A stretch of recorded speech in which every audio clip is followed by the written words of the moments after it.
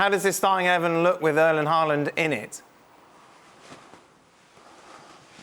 Well, that's going to be very interesting. I think it's not too hard to think that Guardiola will obviously play Haaland in the centre and then have two wingers each side of him, whether you pick Sterling or Grealish.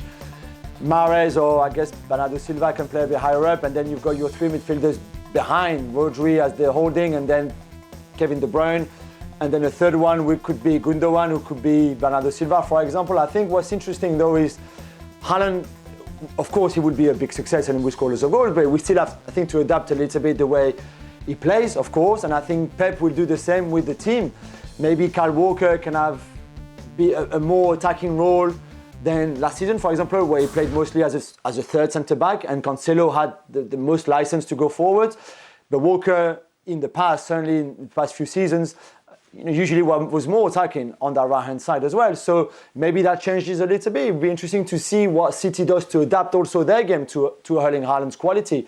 But it's going to be really fascinating. And as early as pre-season, and Pep has already said, they just want him to arrive fully fit, rested, in good form. We saw him scoring a lot already in those Nations League that are now over for him. He can go on holidays and be ready to start pre-season, because there will be also a lot of work and a lot of things for him to learn in the Guardiola system and the way this team has been playing for so many years all together, that he will need to be ready to work hard.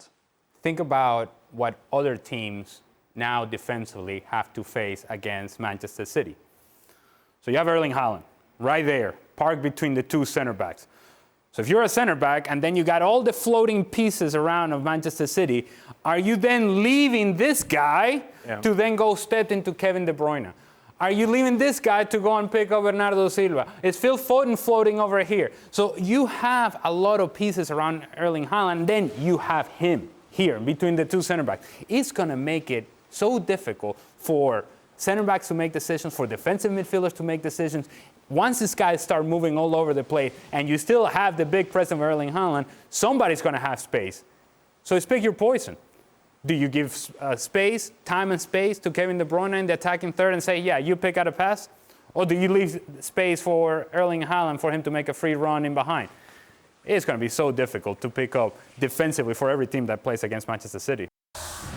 Thanks so much for watching ESPN on YouTube. And for more sports highlights and analysis, be sure to download the ESPN app. And for premium content and live streaming, subscribe to ESPN+.